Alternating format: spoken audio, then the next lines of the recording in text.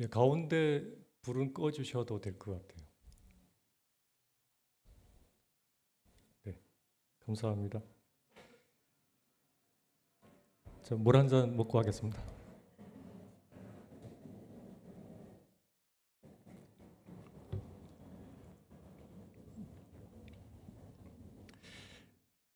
아, 단풍 구경 다녀오셨습니까? 아, 제가 며칠 전에 갈 기회가 있어가지고 가보니까 어, 추우면 옷을 갈아입잖아요.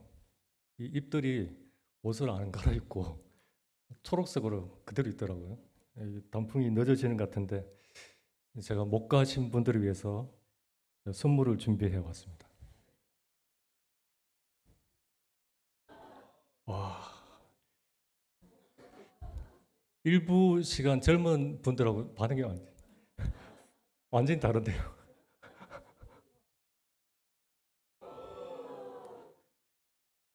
직접 가서 보고 싶네요. 너무 아름답습니다.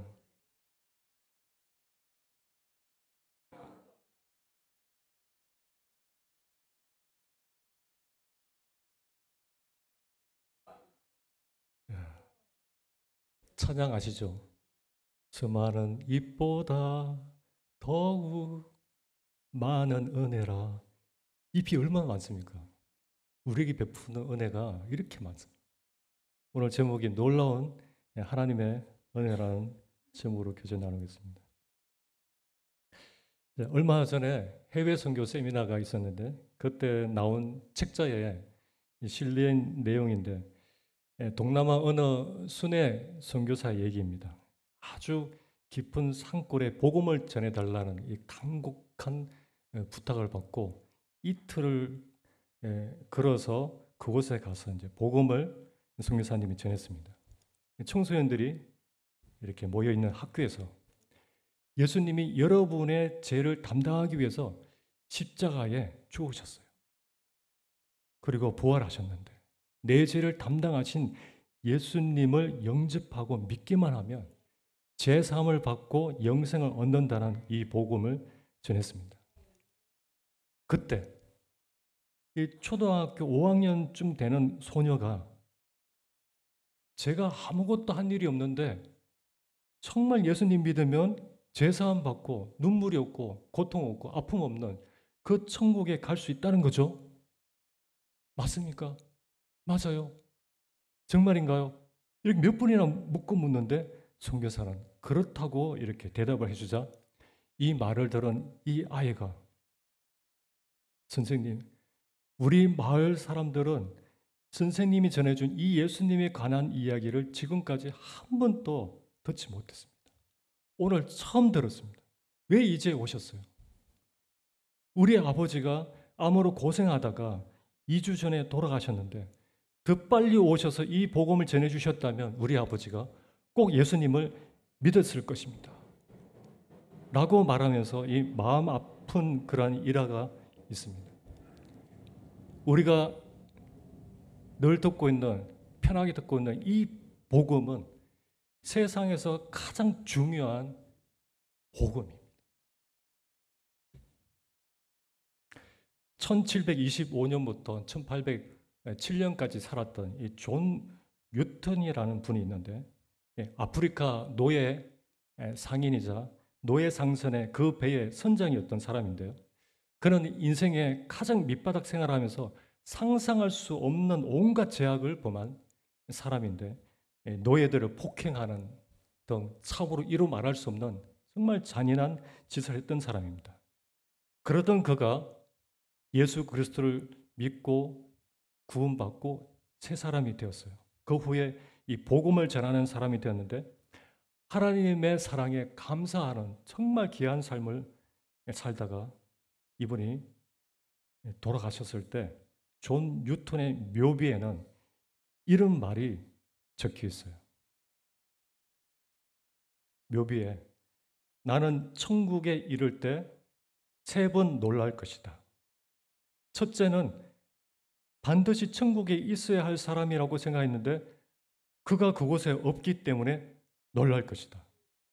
둘째는 천국이 없을 것이라고 생각했는데 그런 사람이 있기 때문에 놀랄 것이다.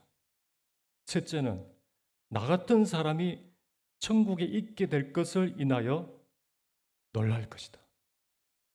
이렇게 변화된 존 뉴턴은 자신이 구원받은 체험, 구원받은 그 일을 작시했는데 그 곡이 세계에서 가장 유명한 찬송가 405장입니다.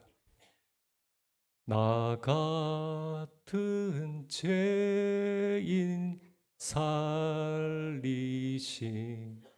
주 은혜 놀라와. 이 찬양을 우리는 딱 들었을 때 그렇잖아요. 내 간증과 똑같다. 그런 마음을 가지게 되잖아요. 우리 찬송의 그 의미가 우리가 그 405장에 작시된 그 의미하고 조금 축소가 되어 있는데 원문 그대로 지적하면 이렇습니다. 아, 얼마나 아름다운 말인가. 나 같은 죄인을 구원한 그 은혜. 한때 나는 잃어버린 자였으나 이제는 찾은 자 되었네. 한때 나는 소경이었지만 이제 나는 눈을 뜨고 보네. 이 얼마나 놀라운 은혜인가. 이것은 우리 모두의 간증이기도 합니다. 그럼 무엇이 은혜인가? 주 은혜 놀라워. 이 얼마나 놀라운 은혜인가? 자, 은혜란 무엇일까? 은혜라는 그 말뜻을 살펴보면 사랑받을 만한 아무 자격이 없는 자를 하나님께서 조건 없이 사랑하신다는 그런 뜻이 담겨 있습니다. 조건 없이 사랑해 주시는 것이 바로 하나님의 은혜입니다.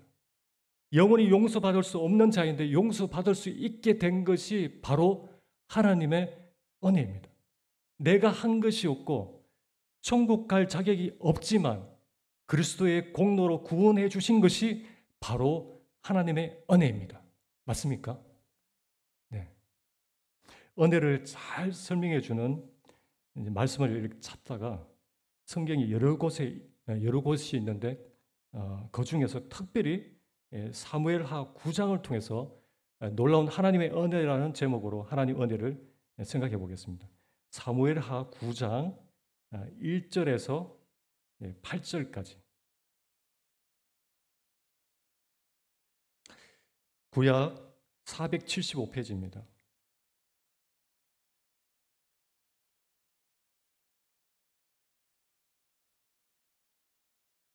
교독해서 읽도록 하겠습니다. 제가 먼저 읽고 성도님들 읽겠습니다. 1절에서 8절. 다윗이 이르되 사울의 집에 아직도 남은 사람이 있느냐? 내가 요나단으로 말미암아 그 사람에게 은총을 베풀리라 하니라.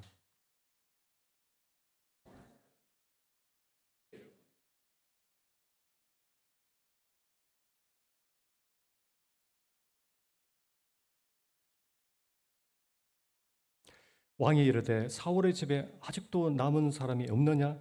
내가 그 사람에게 하나님의 은총을 베풀고자 하노라 하니 시바가 왕께 아뢰되 요나단의 아들 하나가 있는데 다리 저는 자니이다 하니라.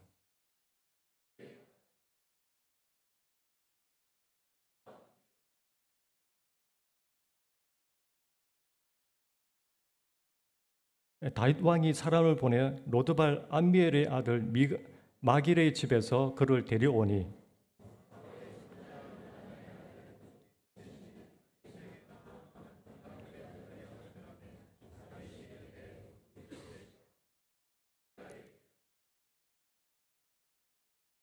다윗이 그에게 이르되 무서워하지 말라. 내가 반드시 네 아비 요나단으로 말미암아 네게 은총을 베풀리라. 내가 네 할아버지 사울의 모든 밭을 다 네게 도로 주겠고 또 너는 항상 내 상에서 떡을 먹을지니라 하니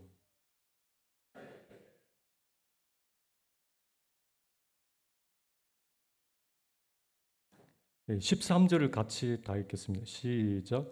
머비보셋이 항상 왕의 상에서 먹음으로 예루살렘의 산이라 그는 두 발을 다 절더라.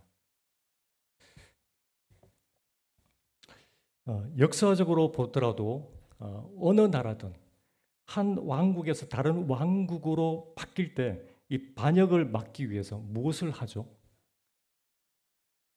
이 왕족들을 다 기양시킵니다.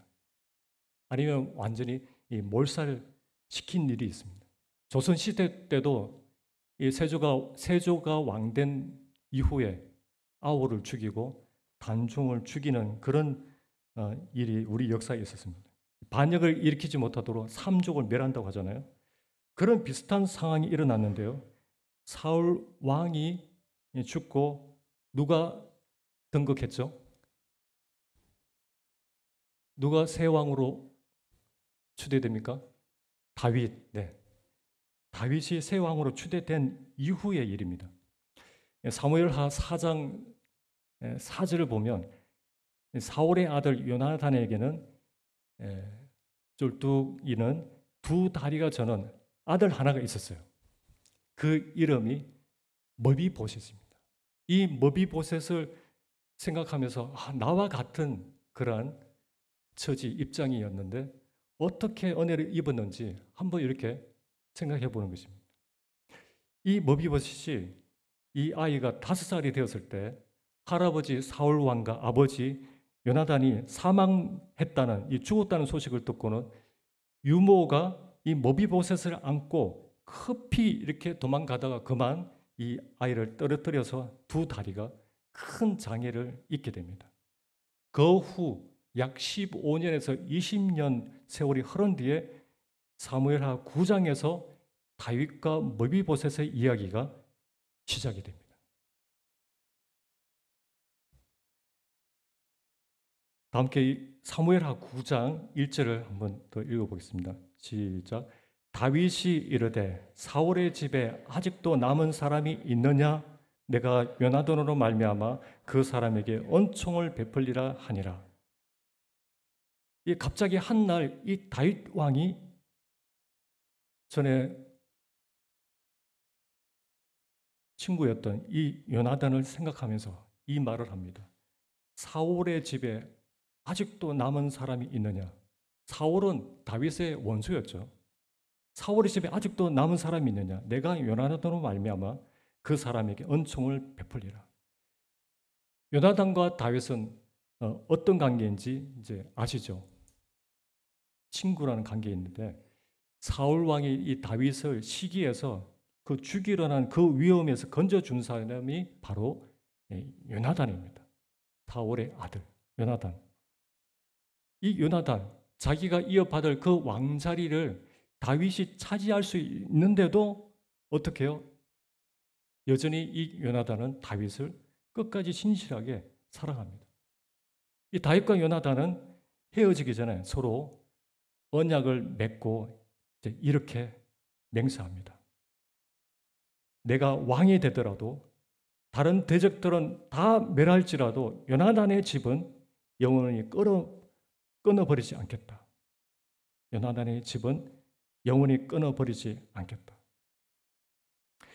1절에 다윗이 원수의 집안을 향해서 말합니다. 아직도 남은 사람이 있느냐? 남은 사람이 있느냐? 이 물음은 그 집안에 쓸만하고 장래가 촉망되는 그런 사람이 있느냐라는 질문이 아닙니다. 이 말은 사울의 집안에 어떤 사람이든 어떤 처지에 있든지 간에 남은 사람이 있느냐는 말입니다. 이 말은 누구든지 그가 살아있다면 그에게 내가 은총을 베풀겠다라는 그런 말입니다. 그래서 사무엘하 9장 3절에서 사울의 종 시바를 불러 다시 다윗 왕이 묻습니다. 왕이 이르되 사울의 집에 아직도 남은 사람이 없느냐? 내가 그 사람에게 하나님의 은총을 베풀고자 하노라. 시바가 왕께 아뢰되 이렇게 말합니다. 요나단의 아들 하나가 있는데 뭐라고 하죠? 다리 저는 자니이다. 시바가 이렇게 말한 의미가 무엇일까요? 머비보셋은 왕께서 찾는 그런 인물이 못 됩니다. 그런 왕궁에 있을 사람이 안 됩니다. 그는 쩔뚝이며 불구입니다.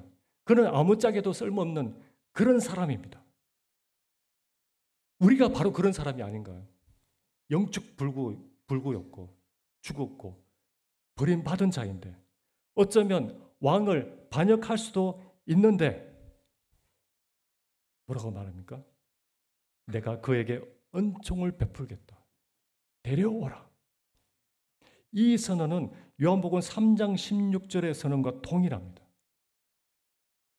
하나님이 세상을 이처럼 사랑하사 독생자를 주셨으니 이는 그를 믿는 자마다 멸망하지 않고 영생을 얻게 하려 하심이라.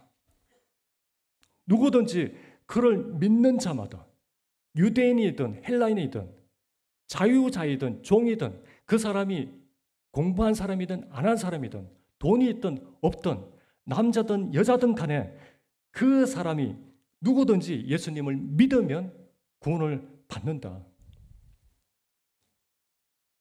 은혜는 뭐라고 했죠? 전혀 받을 만한 자격이나 가치가 없는데도 거저 주시는 하나님의 선물입니다. 이 머비보셋을 40km나 먼 거리에서 이 다윗 왕 앞에 데려왔어요.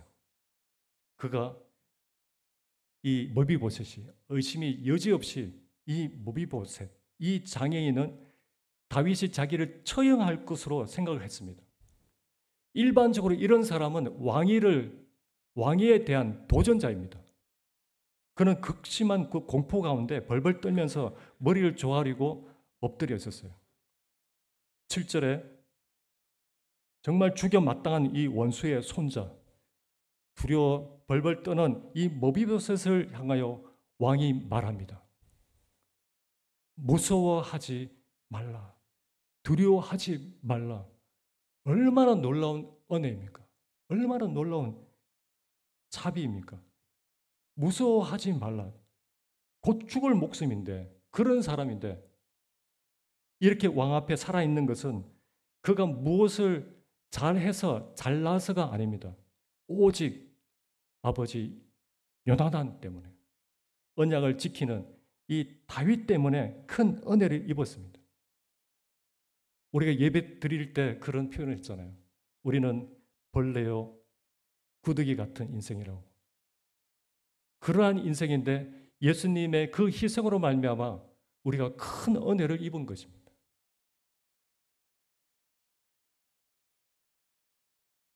그러면 은혜를 입은, 이 은혜를 경험한 사람들의 반응은 어떨까? 이 은혜를 입은 이 머비보셋, 다윗 왕이 네 아비 요나단을 인하여 네게 은총을 베풀리라는 이 말을 듣자 이 머비보셋의 반응은 어떤가요? 8절을 앞에 8절을 같이 읽겠습니다. 시작. 이 종이 무엇이기에 왕께서 죽은 개 같은 나를 돌아보시나이까? 제가 무엇이길래 저를 돌보십니까? 이해가 안 됩니다. 이해 불가해요. 아무 쓸모도 없는 존재인데 왕에게 도움이 되는 그냥 큰 짐만 될 텐데도 그럼에도 그에게 선을 베푸는 것이 은혜입니다. 축복하는 것이 은혜입니다. 우리는 이 같은 그러한 은혜를 우리 삶 가운데 나타내면서 살아가고 있는지. 사도 바울의 고백과 비슷하죠. 죄인 중에 내가 괴수입니다. 어찌 저를 사랑하십니까? 내가 죄인으로서이다. 죽은 개 같은 나를 어찌 사랑하십니까? 이 같은 자를 왜 사랑하십니까? 정말 내게 베푼 그 큰 은혜를 안다면 하나님께 감사드리고 자신을 드릴 수밖에 없습니다. 머비보셋처럼. 그리고 다윗 왕은 머비보셋에게 할아버지 사울의 재산 전부를 이 2달이 저는 이 머비보셋에게 다 주고 그리고 특별한 특권까지 줍니다. 자기 아들들에게만 줄 수 있는, 아니면 고관 대작들에게만 허락하는 특권을 베풉니다. 무엇일까요? 7절부터 나오죠. 너는 항상 내 상에서 먹을지니라. 항상 내 상에서 떡을 먹으리라. 왕자 중 하나처럼 왕의 상에서 먹으니라. 머비보셋이 항상 왕의 상에서 먹음으로. 이보다 놀라운 특권이 어디 있겠습니까? 왕과 함께하는, 왕과 진미를 맛보는. 이때 왕의 식탁에 누가 앉아 있나요? 왕의 자식인 암논, 다말, 또 솔로몬, 압살롬이 있지 않습니까? 그리고 요압 장군도 같이 있었을 것 같습니다. 이 두 다리 저는, 두 다리 못 쓰는 이 쓸모없는 이 모비보셋이, 다윗의 원수의 손자 이 모비보셋이 영광스러운 왕의 자녀들과 함께 앉아 식사를 하고 있어요. 참으로 놀라운 일이 아닙니까? 자기는 그런 꿈도 꿀 수 없는, 이게 생시인지 꿈인지, 우리가 이와 같은 큰 은혜를 받은 자입니다. 이 놀라운 하나님의 은혜 가운데 살고 있는, 남 부를 것이 없는 세상에서 가장 복된 사람이라는 것이죠. 전혀 살 수만이 없던 이 머비보셋이 이렇게 큰 은총을 입었던 것처럼 우리 죄를 지시고 죄값을 대신 다 지불해 주시고 단번에 피를 흘려 영원한 속죄를 이루신 예수님을 믿기만 하면 구원받는 이 놀라운 은혜를 주신 하나님을 찬양합니다.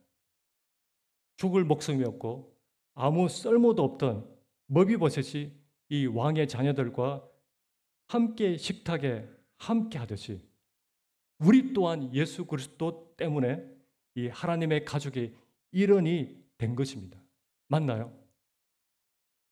놀라운 신분을 주셨어요. 엄청난 신분을 주셨습니다. 우리가 한 것입니까?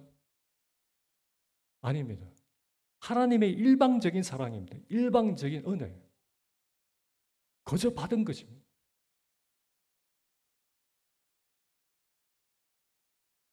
이제 이 은혜를 경험하면 어떤 일이 생길까? 여러 가지 변화가 많지만 세 가지로 보면, 첫째, 이 하나님의 은혜를 경험하면 하나님의 가족이 일원이 됩니다.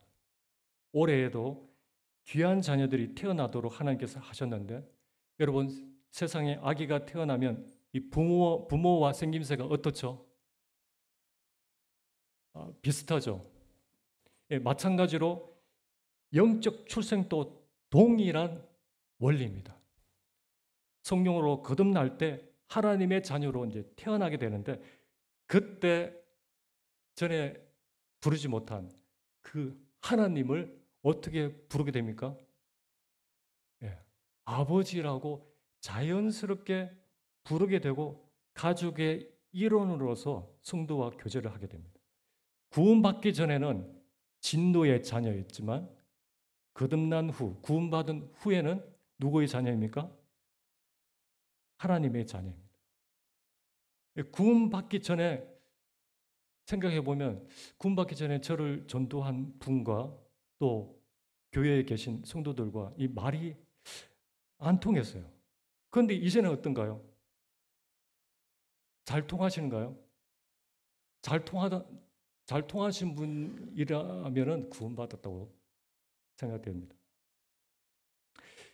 이런 관계가 이제 형성이 되면 교제가 즐겁게 되죠.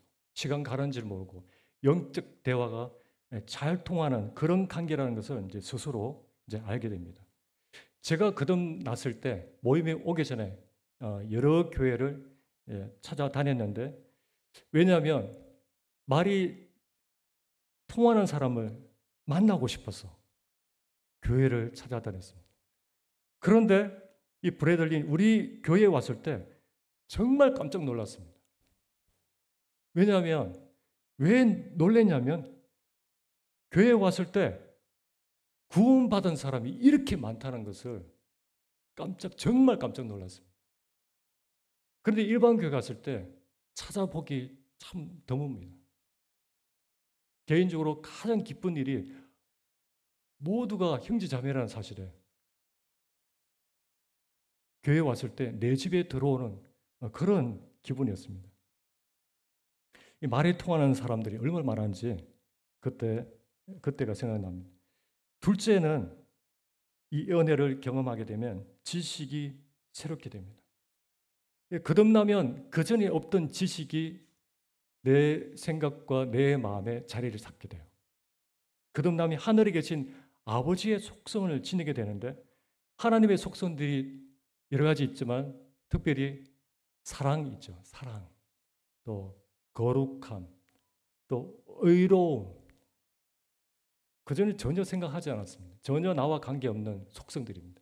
그런데 이 사랑과 거룩함, 이 의로움이 좋아지기 시작하게 되고 그것을 추구하는 삶을 살게 되는데 그전에는 안 그랬어요.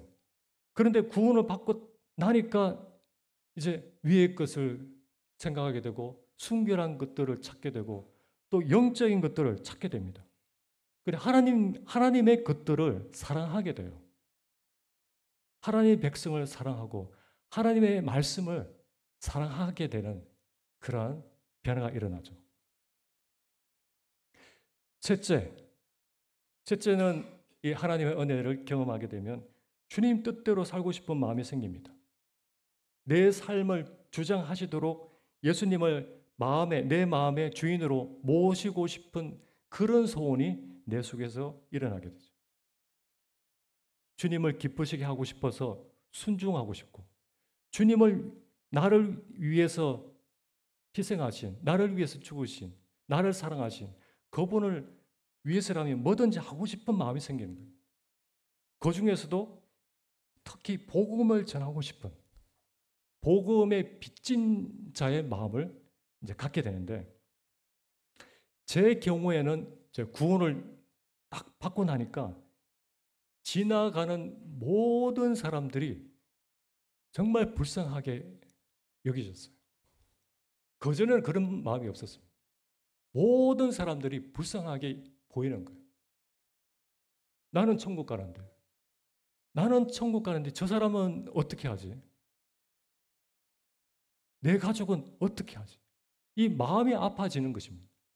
마음 한편으로는 기쁜 마음이 있는데 한편으로는 슬픈 마음이 있어요. 어떻게 하지? 이런 마음이 생기더라고요. 로마서 1장 14절 15절은 사도 바울의 고백인데 한번 같이 읽어볼까요? 제 밑에 시작. 헬라인이나 야만인이나 지혜 있는 자나 어리석은 자에게 다 내가 빚진 자라. 그러므로 나는 할 수 있는 대로 로마에 있는 너희에게도 복음 전하기를 원하노라. 바울은 자신이 신분, 기천, 인종을 망라한 모든 사람에게 복음의 빚진 자라고 인식하고 있었어요. 모든 사람에게 빚진 자라서 로마에 있는 사람에게도 복음 전하기를 간절히 원했습니다. 로마 사람들에게 무슨 빚을 졌다는 말인가요? 이상하지 않습니까? 무슨 빚을 졌지? 좀 오해하는 분들이 있을 수 있는데 존경받는 신학자 존 스토트의 로마 주석에서 빚진 것을 두 가지 방식으로 설명하고 있습니다. 하나는 내가 다른 사람에게 돈을 빌려서 갚지 못했을 경우 이해되시죠? 또 하나는 A라는 어떤 사람이 B라는 사람에게 주라면서 저에게 큰 돈을 맡겼는데 제가 그 돈을 B라는 사람에게 주지 못했을 경우입니다. 여기 후자의 의미가 복음의 빚진 자입니다. 하나님께서 복음이라는 엄청난 귀한 보물을 로마 사람을 포함한 이방 사람들에게 나눠주라고 바울에게 다 맡겼다는 것이죠. 바울은 이 귀한 보물, 이 복음을 다 전하기까지 그는 하나님께 복음의 빚을 지고 있는 것입니다. 바울에게만 아니라 구원받은 우리 모든 그리스도인에게 이 복음을 맡기신 것입니다. 이 복음을 듣고 구원을 받았다면 우리도 바울과 동일하게 복음의 빚을 진 사람이라는 것이죠. 그런데 수많은 사람들이 나는 이 전도의 은사가 없어서 성경을 충분히 몰라서 전도를 하지 않습니다. 그런데 제가 생각해 볼 때 진짜 문제는 이것이라고 생각합니다. 내가 정말 복음의 빚을 지고 있다는 인식이 있느냐라는 것이죠. 이것이 없으면 절대로 안 움직입니다. 입도 안 움직이고 발도 안 움직이고. 지난주 오셨던 이요한 이 강사님의 교회는 한 달에 매주마다 이 행사가 다르더라고요. 어떤 주는 가족 모임을 갖고 어떤 주는 트레킹 하는 주가 있답니다. 트레킹하고 또 그리고 어떤 주는 노방 전도의 날이 있답니다. 이 부분이 굉장히 저에게 도전이 되었고 많이 생각이 되더라고요. 이제 한 얘기를 드릴 텐데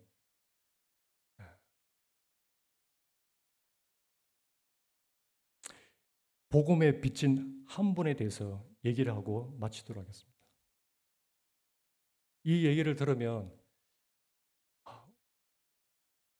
우리 모두 복음을 전하는 사람이 할 수 있겠다. 이분이 어떤 분이냐면 배우지 못해서 글자도 몰라요. 그리고 눈 시력에도 이제 문제가 있는 또 할머니입니다. 할머니. 이분이 이 복음을 듣고 예수님을 영접을 했는데 이 할머니는 복음을 전하고 싶은 복음의 빚진 자의 마음이 생긴 거예요. 복음에 대한 큰 부담이 있었어요. 그래서 어떻게 복음을 전할까? 이렇게 저렇게 궁리를 하다가 자기를 전도한 복음을 전해주신 선교사님에게 성경을 들고 와서 요한복음 3장 16절을 좀 찾아달라고 부탁을 했어요. 근데 그 선교사는 영문도 모른 채 이 할머니 요구대로 성경을 찾아가지고 빨간 줄을 거주었습니다. 글을 읽을 수도 이제 볼 수도 없는 할머니인데 좀 의아했지만 부탁대로 해주었습니다. 왜 그랬을까요? 왜 그랬을까요?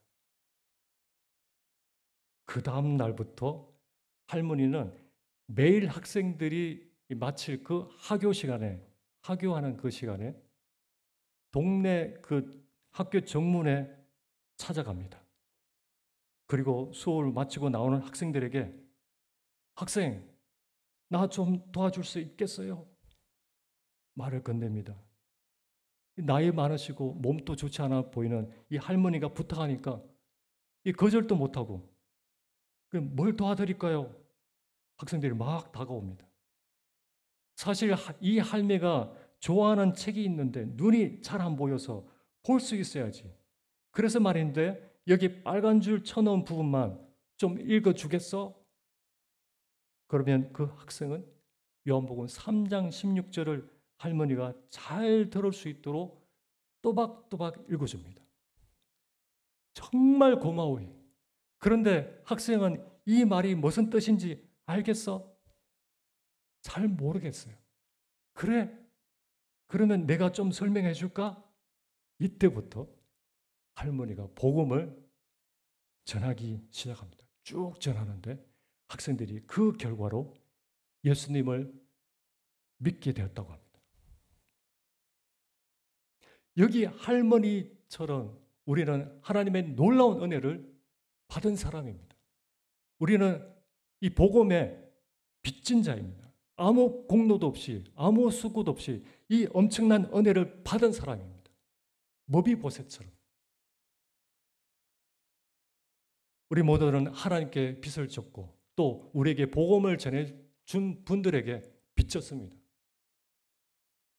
우리 안에 정말 이 복음에 대한 책임감, 이 빚진 자의 마음이 회복되어야 하지 않을까요?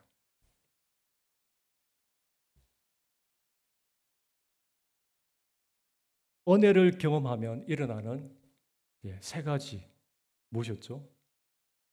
첫째, 하나님의 가족이 됩니다.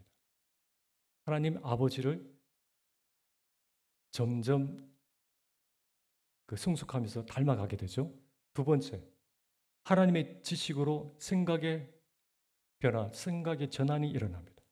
세 번째, 하나님 뜻대로 살고 싶은 소원이 생깁니다.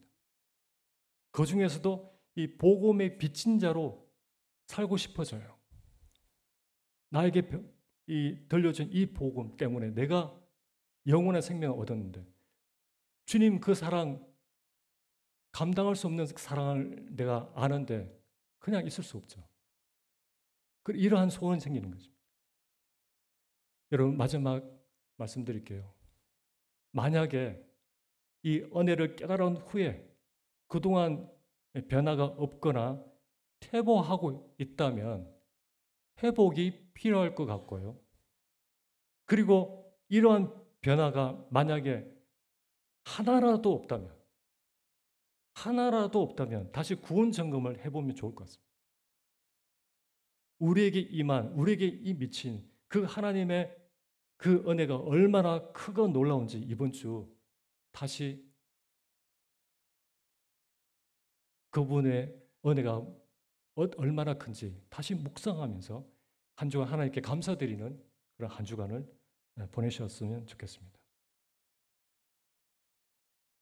시편 116편 12절을 읽고 마치겠습니다. 큰 글자 보이시죠? 한번 생각해 보는 거예요. 이 다윗이 한 고백인데 우리의 고백이 되었으면 좋겠습니다. 다른 거 잊어버릴지라도 이 말씀 시편 116편 12절은 이번 한 주간 계속 이렇게 생각해 보시면 좋을 것 같아요. 같이 읽겠습니다. 시작.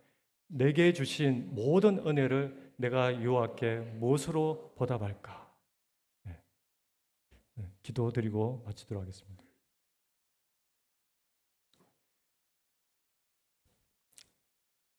하나님의 크신 그 은혜를 우리가 받은 자입니다. 그 은혜를 받은 자로서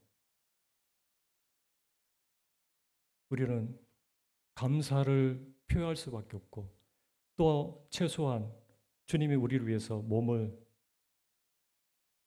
바치셨다면 최소한 우리 몸을 드리는 것도 당연한 것임을 보게 됩니다. 그 은혜를 잊어버리지 않도록 매일매일 뜻과 잔을 바라보며 주님의 은혜를 기억하게 해주신 것을 감사합니다. 한 주뿐만 아니라 매일매일 우리에게 베푸신 그 하나님의 크신 은혜로 인해서 승리하는 좀 더 주님 앞에 드리지 못해서 죄송하고 우리 몸을 다해 주님을 섬겨가는 저희들이 되도록 도와주시기를 원하며 예수님 이름으로 기도드립니다. 아멘.